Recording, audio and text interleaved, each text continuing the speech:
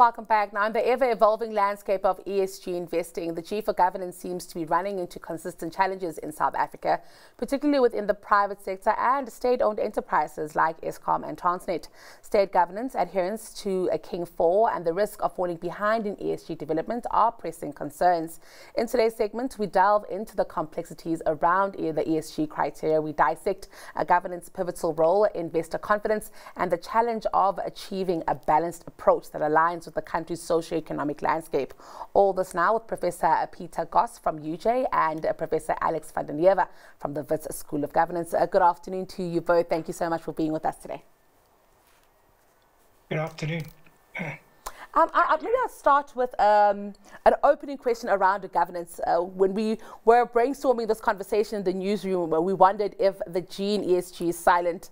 And it could be a huge exaggeration, of course. But I'm keen to get your overall thoughts, Prof, and both of you maybe on the state of governance and how much emphasis we're putting on that G when we speak of ESG. Prof, Alex, we'll start with you. So I would distinguish between the term governance as a broad term, which really talks to institutional frameworks with a public value objective and focus. And that means, like, when you look at an energy sector, you might be designing an overriding institutional framework that achieves a set public objectives. And then you've got corporate governance, which is a narrow focus on an accountability structure to hold a particular organization to its public value mandate. So the two are related, but the one is a narrower accountability structure. And in South Africa, we are probably missing a lot in both of those areas of governance. But in the corporate governance framework, we have a poor design in all of our state enterprises where we've allowed the contamination of private interests to be injected into the running of these organizations, which has occurred through political appointments. So that's where the structure has gone wrong, in that conflicts of interest have been permitted through our corporate governance design because the people who are being essentially deployed into these arrangements, organizations, have a private purpose, not a public purpose. And that's not what they should be designed for. And South Africa requires a complete refurbishing of all of its governance, corporate governance designs for all public entities in South Africa because of this flaw. We cannot have members of the executive running these organizations as their own private businesses. Prof, please, I'd like to get you in on this one as well. So my view on ESG and the G in ESG, it's terribly misplaced when looking at international standards on corporate governance and my particular strength of international corporate governance. The G in ESG is misplaced because it is the essence. Corporate governance, by definition, is the system by which we direct and control companies. Well, that system includes strategy. That system includes addressing the E for environment, the S for social responsibility. So the G, looking like it's alongside the E and the S, is flawed. The G is it. Corporate governance is the big picture. It is the framework within which organizations look after themselves, including setting a higher purpose, including setting a strategy and strategic objectives, including complying with laws, including meeting social obligations and environmental maturity obligations, including, in the case of the private sector, deciding whether you want to expand your profit definition to include social profit, a social compact with society for the private sector. For the public sector, that social compact is a given because the likes of an Eskom or a Transnet doesn't have a profit motive. It has what you call a service delivery motive, but I call a social compact with society. So the ESG context has largely floated towards climate, environment, and wider social responsibility. It's missing the point that the E and the S are actually in corporate governance. They're not equal to corporate governance. Corporate governance is the big picture. When you look at international standards, like, for example, the recent G20 OECD 2023 Principles on Corporate Governance, the recent world leading standard on the governance of organizations, ISO 37000. These are world-leading instruments that make it very clear that the E and the S are a player in something bigger. Thank you for that, Prof. I'm keen also just to find out here, when we think of, whose role it is to safeguard governance, and maybe we can focus on corporate governance here. For most part, we hear that it's the board of directors. They come on, they take on certain duties, they earn fees for it, they take on a lot of risk in South Africa. But I'm wondering if that is where the buck stops. And when we look ahead into the future, as Prof. Goss has said, that we are actually speaking about governance as a huge overarching theme, and a lot of things falling within it. Do we still speak of the board of directors being solely responsible for keeping a governance going in the private sector and even in the public sector? Prof. Alex, we'll start with you. Yeah, so in both public and private sector, the role of the board is actually to connect the organization to the principal, which might be the general public in the case of public entities, and the disaggregated shareholders in the case of private organizations. So they're the bridge between what would be people who are disempowered in relation to an organization that they've invested in. So the board is actually critical in aggregating the interests of the shareholders in the way that organization functions. And what one tries to do with wider goals given to a board in terms of strategizing is to build that into a longer term focus. But that board is principally there to serve the interests of the shareholders. And in doing so, it actually serves a public purpose, in that it actually protects the integrity of investment structures into private organizations. It's important to note that there is a limit to how many public goals can be achieved through a private organization. To a large extent, government is responsible for setting up regulatory frameworks to achieve particular social objectives. They're in a much stronger position to set those kinds of features in motion. But a private organization must protect the integrity of its organization, and it shouldn't operate counter the public interest in doing so. But regulatory frameworks are very important in keeping what corporates do to account. But that is the purpose of a board, and strategizing is very important for the board, and the selection of the board and who is there and whether they have a conflict of interest with the organization is important. They must represent the broader shareholder grouping rather than just a few. Prof. Goss, where does the buck stop with corporate governance? Whose job is it, to safeguard? And maybe what is the role then of executives, of people who work in organizations, ordinary people who may not be in managerial positions where governance is a concern? Is it all about adherence? So, to your point on management and those who execute, management does the work. Management is on the ground, and management runs an organization. Making that practical, management is led by a CEO in essence. That CEO drafts a strategy that the board considers, tweaks, transforms entirely if it likes, adopts, and that management must make it work. Important to have lines between that management and the board. The board has very important, and it goes wrong in the public sector, seldom in the private sector. It goes wrong largely in the public sector, is to make sure there are clear lines of clarity between the role of the board and the role of management. In the public sector, boards interfere with management, and they cross the line of executing. We saw this in many state-owned entities like SAA. We see lots of that happening in the Eskom context, in the Transnet context.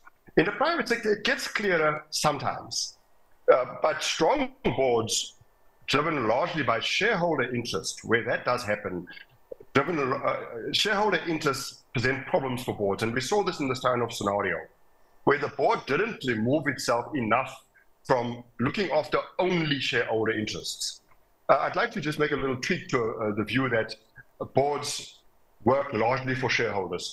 Boards actually work largely for the entity, which is a juristic person, and they work for shareholders. They can even make decisions for the entity that don't protect the shareholders' interests, and no court would rule against that board for not looking after the shareholders first. Boards look after the entity, the juristic person first. Now, in the modern era, to the ESG question once again, no board can stay in the 1970 Friedman times. Milton Friedman proposed that a board's sole responsibility is to present a profit to the shareholders. We have moved on drastically from that type of corporate governance. Corporate higher purpose is a lot more than about giving shareholders financial value. you're forced to start moving into a version of stakeholder inclusivity, stakeholder centricity. I challenge that as one of the big problems for the private sector. How far must it go? Business is about making money, but business is also about being socially responsible. It's also about not trampling on wider societal needs, but not necessarily primarily looking after society's needs, like making money for society. No, the board makes money for shareholders, but the board has other interests that can't trample on the interests of wider society when making money for shareholders. And now, in the South African context, a very burning burning issue. It's a very important issue. In the South African context, business is struggling with this. Government keeps asking business to come closer to the social compact and doesn't present space for business to do so. So what's business been doing? For example, business has written an anti-corruption strategy and taken a strong lead in anti-corruption matters, taken a strong lead in infrastructure development matters, taken a strong lead in electricity shortcomings, fixing electricity shortcomings. I think that business is headed for a difficult place here. Government must lead these initiatives, but business can't turn a blind eye to it because it's impacted. Therefore, ESG is as important for business now as profits. Thank you for that, Prof. You know, you made a mention of a corporate higher purpose here, and I'm keen to then speak about issues and attitudes towards corporate governance, specifically looking at compliance here. You know, some aspects of it, of course, I guess it could be passion work for some executives, embraced very easily, lots of efforts put into it, and then other aspects, compliance, box-ticking exercises, which might result in subpar results, and you know, in organizations not seeing through that corporate higher purpose. I'm keen to get your thoughts on the issue of just compliance, box-ticking versus being heavily invested in really sustainable organizations, really responsible organizations, you know, and not just kind of going with it because we're kind of avoiding any conflicts with the law or even with stakeholders. Prof. Alex, we'll start with you. Yeah, I think I've evaluated a number of projects that fall within you know, private corporates, certainly the larger companies that take them forward. Those projects that I've seen are entirely legitimate, and people who are put in charge of them are quite invested in them. So I think that there is that certainly the larger corporates are they're more capable than your sort of medium-sized businesses, and they're in a position to actually add significant value and create capable platforms for their corporate social responsibility interventions. What is wrong, though, is to assume that the private corporate sector can start to do what government does. That it can't do, and it shouldn't try to do, and government can't make it do it. But there are many public functions which are critical to the sustainability of corporates and businesses in South Africa. And there the corporates have a big interest in making sure the integrity of the way we run our legal system, our judicial system, managing those aspects that are important for sustainable businesses. They try to get government to be a partner, and government is the one that's failing. And it's very difficult to compensate for government when it's basically an absent partner. So they can only go so far. They also can't redistribute funds because only a tax system can really do that at any level which has scale. So private businesses are best placed to do what they do. They shouldn't do it at the cost. The means, making a profit shouldn't be at the cost of society. And it can be in many cases, mining industries, etc., factories that poison water systems, etc. That shouldn't happen. But they should make a profit which is also contributing to the sustainability of society. But we must remember that government must remain a competent and capable government, and they haven't been. And it's also just important to note that one of the reasons why our public entities fail is in the case of the board in a private sector organization, it aggregates the interests of shareholders. In the public organizations, what they've done is that they've aggregated the interests of the so-called shareholder into a single person, that is the relevant minister. This is the fundamental problem. That doesn't aggregate the interests of society. What it does is concentrates power in the hands of one person. And then that person appoints the whole board or appoints the CEO, and effectively the interference of the board comes via that minister and the board that they set up. Basically, it becomes an instrument of capturing huge organizations and is very problematic. It doesn't serve the purpose of private sector corporate governance. It's a completely different animal that tries to look the same, but is very, very different. We're nearly out of time. Prof. Goss, I'd like to bring you in here. I think Prof. Alex spoke about the issue of concentration of power. And in my mind, that I thought, well, that wouldn't matter if people were ethical and, were scanning the environment, accurately. I want to speak about the issue of ethics and governance here.